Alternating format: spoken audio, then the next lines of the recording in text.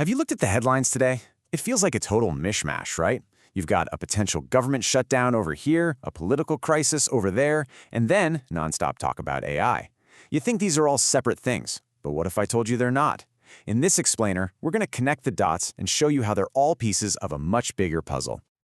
Okay, so let's get right into it. What is the connection between a government shutdown in DC, a prime minister in London who's on the ropes, and the future of your job? It seems random, I know, but there's a powerful thread linking all of them, and figuring it out, well, that tells us a whole lot about where the world is heading. All right, first up, let's talk about politics. Because right now, all over the globe, political systems and their leaders are under some serious strain. And I mean serious. They're being tested like never before. And the fallout? It's starting to ripple out and affect all of us. Take Washington, D.C., for example. We're watching this classic, down-to-the-wire political standoff. A government shutdown is literally just around the corner. The Democrats are trying to use this moment, this deadline, to get things like healthcare funding pushed through. On the other side, the Republicans are saying, whoa, not so fast. Let's just pass a quick short-term bill to keep the lights on, and we can fight about everything else later. It's a massive game of political chicken, you know? And the entire U.S. economy is just sitting there in the middle of the road. And it's not just in the U.S. Hop across the pond, and you'll find the UK's prime minister is in some seriously hot water. I mean, think about it. Just 15 months ago, he had this huge victory. Now?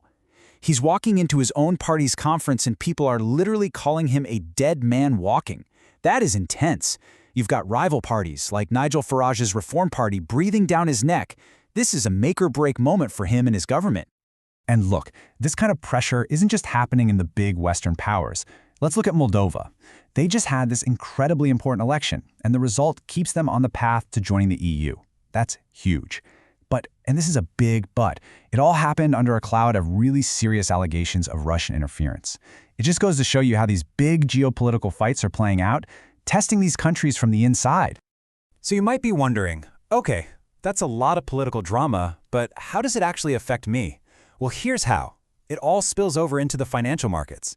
The second investors get a whiff of political instability, they get nervous. And when they get nervous, they move their money. And that creates these huge, immediate economic shockwaves.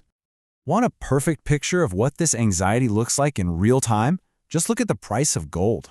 It's the classic place people put their money when they're scared. And it just shot up to a new record high, $3,800 an ounce. And a massive reason for that? You guessed it, the threat of a U.S. government shutdown. It's like investors are voting with their wallets. And right now, it's a huge vote of no confidence. And yeah, it's not just gold. We're seeing this big rush into other safe things, like U.S. Treasury bonds. At the very same time, you've got other global stuff pushing oil prices down. But look at this table. See that little bright spot? Spanish bonds are getting upgraded.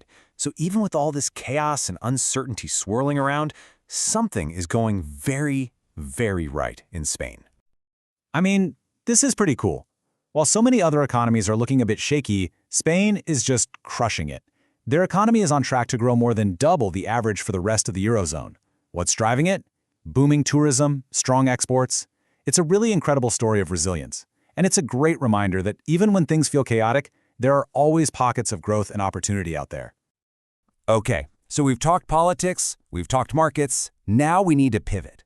Because underneath all that daily chaos, the political fights, the market swings, there's a much, much bigger wave building, a technological shift that's happening right now.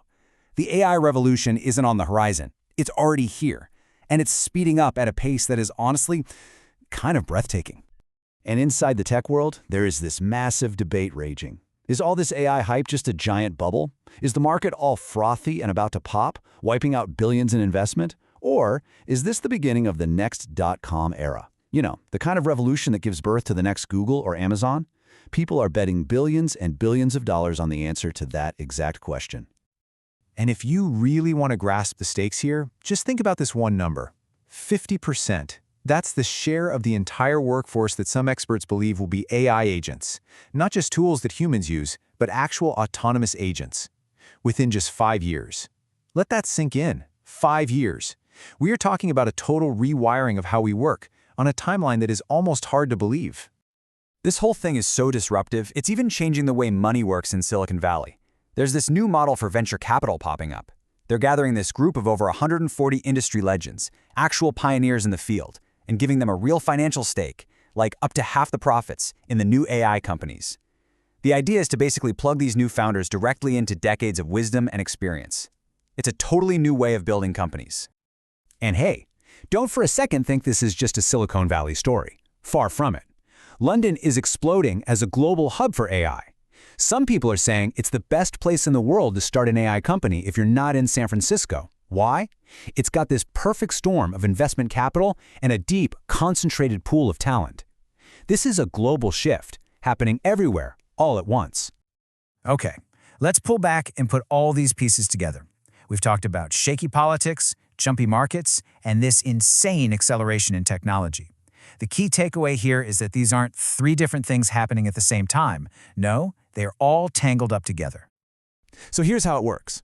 That political mess in places like Washington and London, that creates uncertainty. That uncertainty spooks the markets, which is why we see things like gold prices going through the roof. And all the while, this AI revolution is humming along in the background, creating new hubs of power, new wealth, and asking these gigantic questions that our political systems, which move at a snail's pace, just aren't equipped to handle yet. You see? They're not separate. They're feeding off each other. And that leaves us with one last really big question to chew on.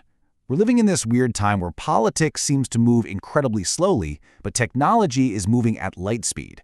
So when we're looking at a future, a very near future, where half of our workforce might not even be human, how do we get ready for that?